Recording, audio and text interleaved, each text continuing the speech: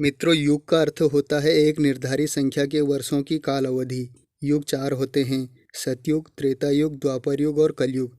आइए इनके बारे में कुछ मुख्य बातें जानते हैं। पहला युग है सतयुग। सतयुग की अवधि 17,28,000 वर्ष होती है। इस युग में पाप की मात्रा 0 अर्थात 0% होती है और पुण्य की मात्रा 20 अर्थात 100% होती है।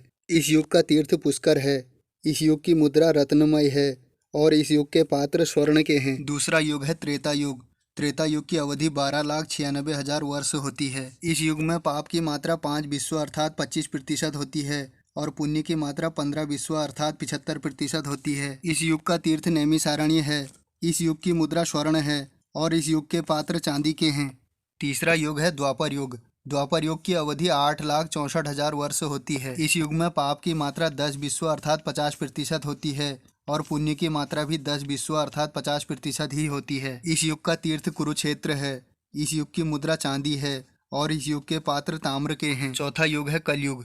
कलयुग की अवधि 4,32,000 वर्ष होती है। इस युग में पाप की मात्रा 15 अर्थात 75% होती है और पुण्य की मात्रा 5 अर्थात 25% होती है। इस युग का तीर्थ गंगा है। इस युग की मुद्रा लोहा है और इस युग के पात्र मिट्टी के हैं।